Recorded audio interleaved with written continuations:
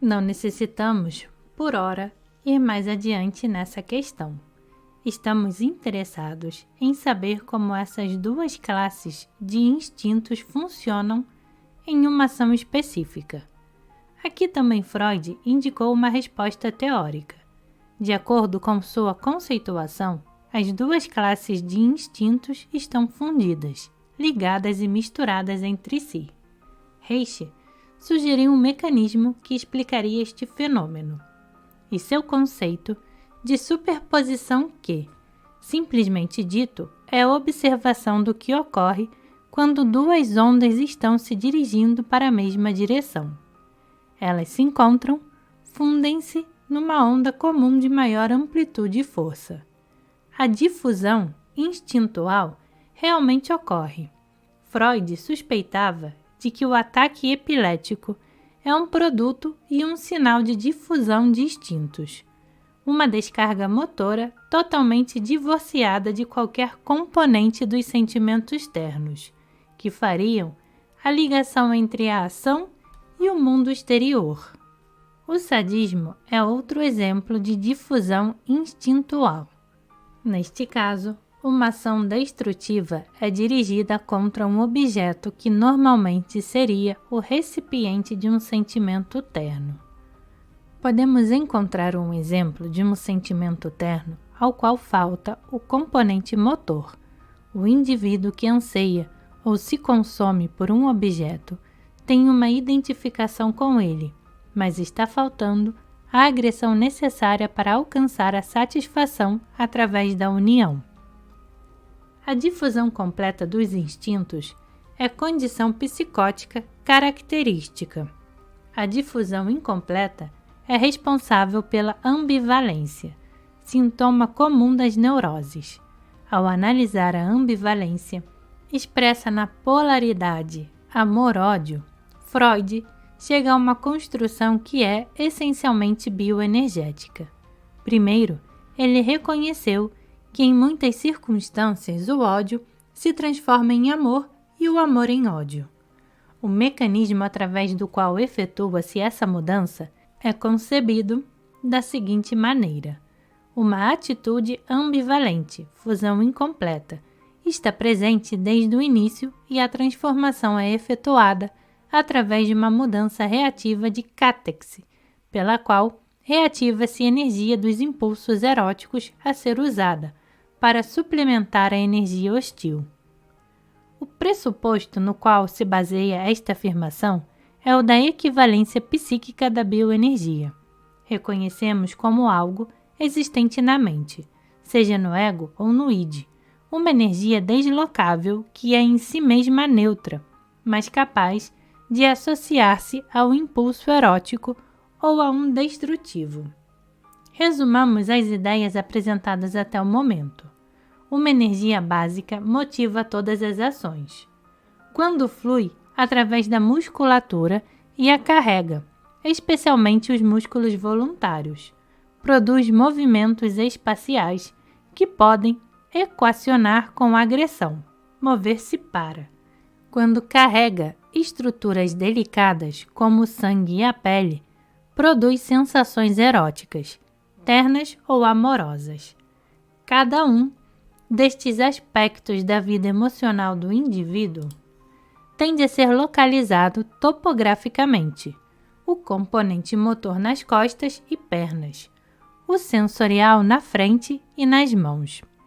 Embora essa tendência para a localização topográfica não seja absoluta, em função do objetivo prático da terapia bioenergética, é válida a distinção entre frente e costas.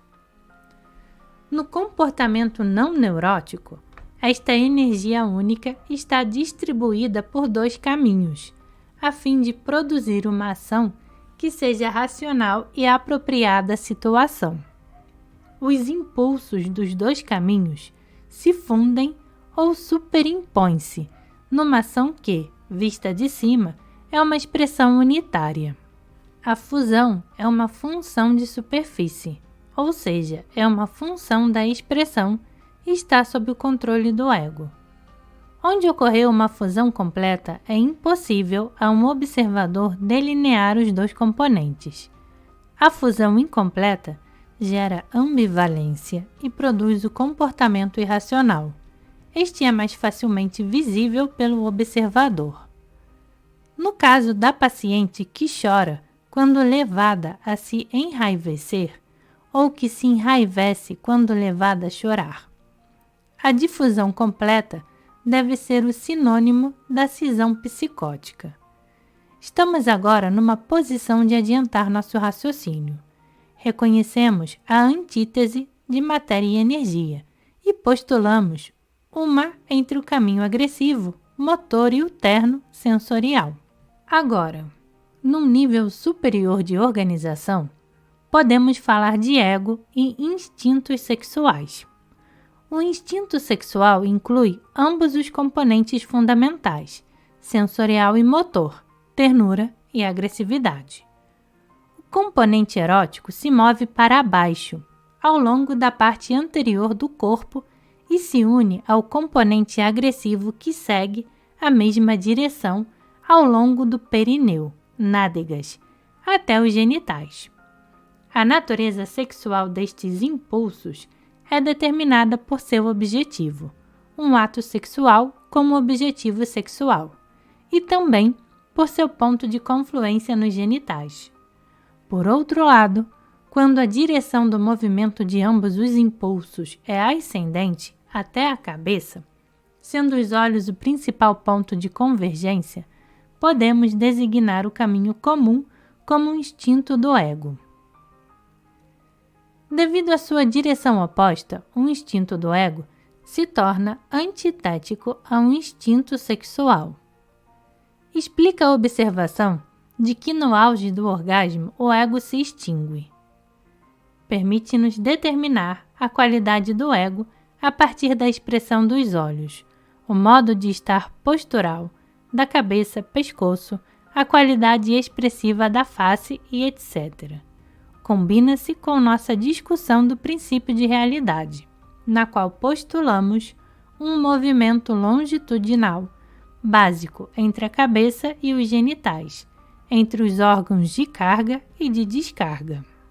Se, agora, a pulsação energética longitudinal pode ser dividida em mais dois componentes, a divisão só tem sentido em termos de uma função perturbada, ou seja, difusão instintual.